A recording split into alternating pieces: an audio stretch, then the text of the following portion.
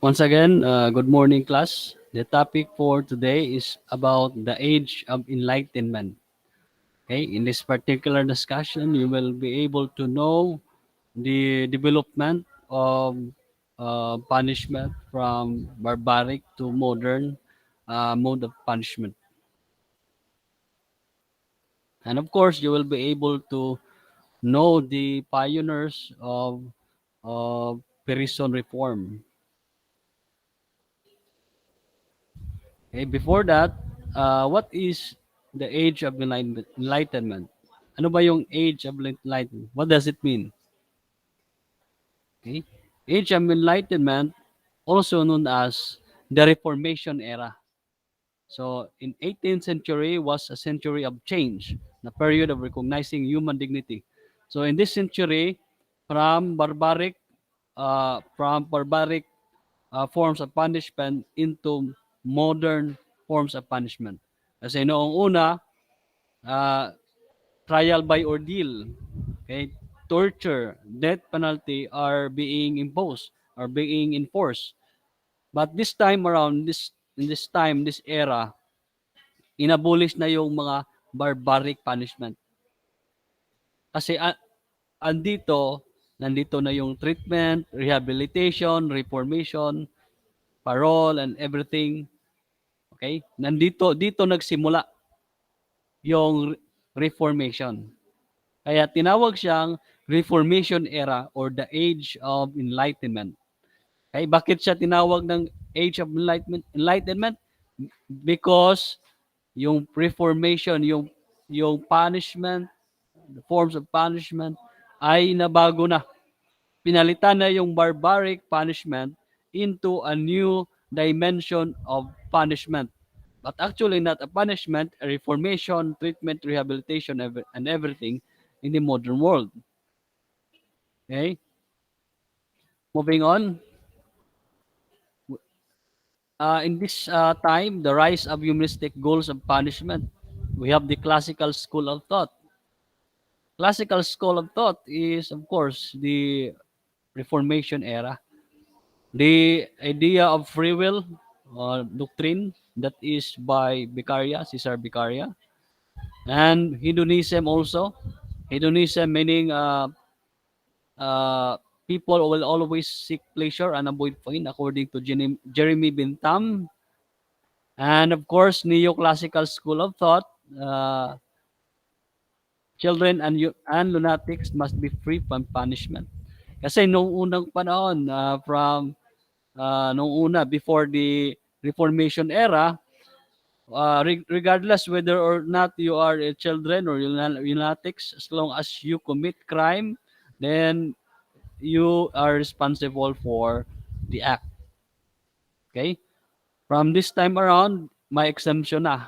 And until dumating si positivist or Italian school of thought, crime as natural phenomenon, no?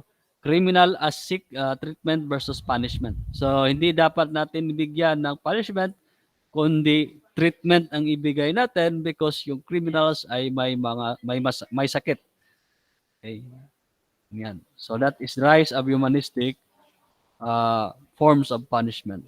In 18th century, pioneers of Reformation. Tingnan natin sino ba yung mga pioneers ng Reformation. Unahin natin si William Penn. He's very famous for founding Pennsylvania, advocated religious freedom, fought for the abolition of death penalty as a form of punishment. So natuwa ako during my time when I take way back in 2019 when I took up the board exam. Natuwa ako kasi lumabas si William Penn. Okay? Kasi ang laki ng contribution niya. Tinanggal niya yung death penalty or he advocated for the abolition of death penalty as a form of punishment. Bakit? Bakit malaki yung ambag niya, yung contribution niya sa penology? Ha? Because tinanggal na yung punishment eh. Kaya nga sabi natin sa humanistic view of punishment is that do not punish the criminal, but rather reform him. to become a law-abiding citizen after release. Tayong mga criminologists, ayaw natin ng death penalty.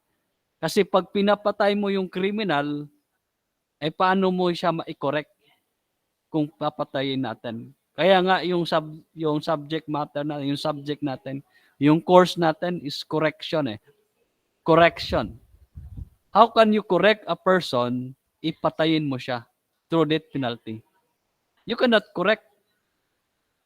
Okay? So wag nating patayin. Ang gagawin natin is to make some sort of reformation programs to somehow uh, change the behavior of the criminal into non-criminal behavior. Kaya malaki ang contribution ni William Penn, and it is no uh, and it is not surprising pag lumabas siya sa board exam because he has really a great contribution in criminology and penology. Because as criminologists and you as future criminologists doing research, we do not want to have that penalty. We want to correct, change the behavior of criminal into non-criminal. That's our job. Our job is not to kill the criminal, but to save him from his own danger. Okay, like those drug users, they are not actually the criminal; they are the victim of that drugs. That's why we are here to help them, rehabilitate them, reform them. That's our job. We are always find solution to the problem of drug addiction in the country. Okay? So the solution is not death penalty. Kasi pag death penalty, there are lots of countries imposing death penalty. Bakit may krimen pa rin? Bakit may krimen pa rin? And still increasing the crime rate. So therefore, the solution is not death penalty. I think the solution is reformation. Okay? And awareness, of course, to the public. The second one is the Charles Montisic.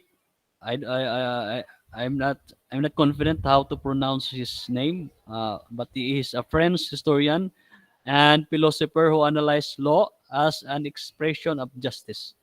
He was famous for his advocacy in reforming slavery as a means of punishment. Sabi nga natin in the uh, nung una pa noon, the primitive era, no? Sabi, iba yung primitive nung unang panahon, the barbaric punishment. Form of punishment, including slavery, okay? And transportation of prisoners, of criminals. So, slavery, tinanggal niya. Reform that kind of punishment. He was famous for the theory of separation of powers of the legislative, judiciary, and executive. Of course, you are really familiar with uh, legislation, judiciary, and executive. Because noong unang panahon, during the primitive era, the executive, legislative, and judiciary are only one. Okay? For example, in the Philippines, yung mga dato, sultan, sila po lang, it seems, same with king, that has the power of legislation, judiciary, judicial, and executive. Ano ba yung executive? Executive is the one who will enforce the law, will implement the law.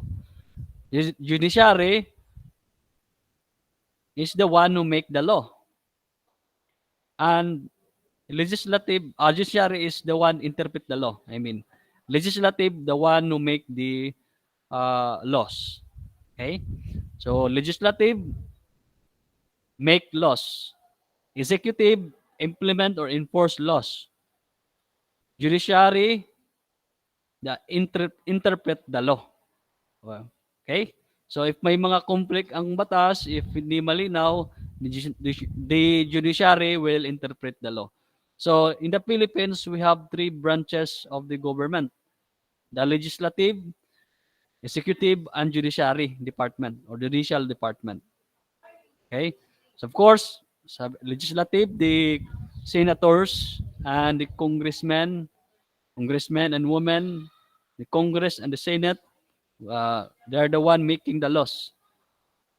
Then we have the executive. The executive department is the the president of the Republic of the Philippines, no other than the current president, uh, Bongbong Marcos. Okay, so he is the one uh, enforcing the law, implementing the law. So that's the job of the president, is to enforce the law. Okay, then judiciary. So if the law is not clear, if the law is ambiguous, then the judiciary department will interpret the law. And that is the Supreme Court of the Philippines has the power to interpret the laws. So whatever the interpretation, it becomes a ruling or the tinawag na case law or jurisprudence. And when it becomes a jurisprudence, it becomes a law. Okay?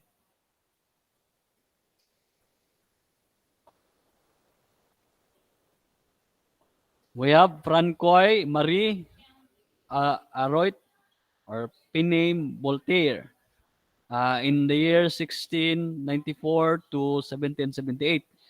He is a French writer, historian, and philosopher, famous for his advocacies of civil rights, including freedom of religion. So he's very famous on his advocacy, freedom of religion. He was also a social reformist who believes that fear of shame was deterrent to crime. Okay, fear of shame was a deterrent to crime. So that is his contribution. Yeah. Then we have also another personality, and you are very familiar with this, Caesar Vicaria, Caesar Bonisana Marquis de Vicaria, in the year 1737 to 1794.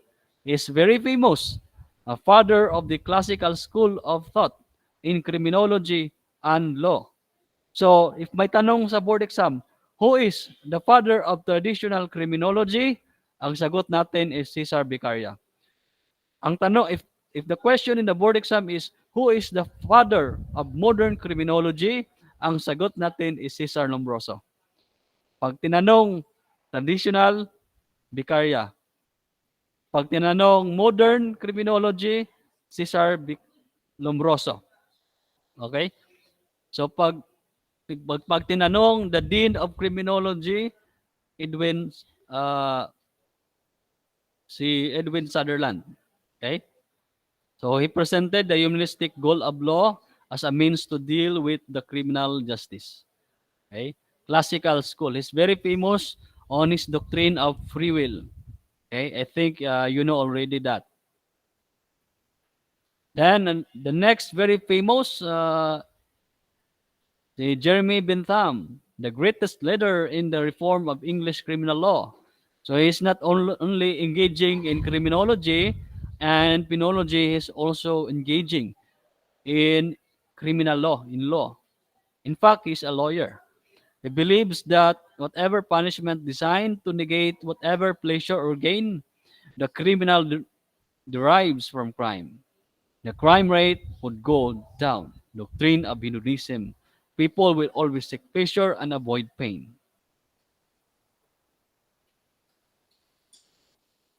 The next, again, Jeremy Bentham was also famous. His contribution in penology for the prison design known as Panopticon Prison. So as you can see in the image, this is the Panopticon Prison where in the center, as you can see, there is a tower there, and the prison officer can supervise the seals because he's in the center and he can watch it clearly, okay, for supervision. So that's the design invented by Jeremy Bentham, the Panopticon Prison. Okay.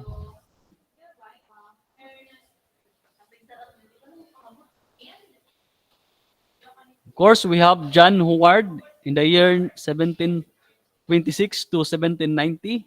He is a sheriff of Bedfordshire in 1773. He devoted his life and fortune to prison reform. Thus, he gained the fame or the title as the father of prison reform.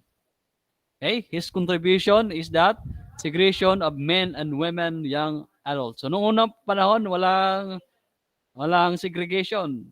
Basta kulungan yun na yun. Lahat, girl, boy, bakla, tomboy. Nandun, isa lang yung selda. But during his time, he advocated the segregation of men and women, young and adult. So we need to separate. Okay? At ano ba yung kagandahan pag i-separate? Of course, the abuse, ba? Yung abuse of the abuse, pwedeng ma-rape yung babae, yan, pwedeng ma-abuse. Then, as to the criminal tendencies, so we need to separate the young and the adult. Kasi yung young, like for example, your child may learn criminal techniques from those adult criminals. So that's why we are preventing that to happen. And the best way to do that is segregation. Then provision of sanitation, single cells for sleeping. Okay. Then we have abolition of fee system. So walang bayad. No, walang bayad.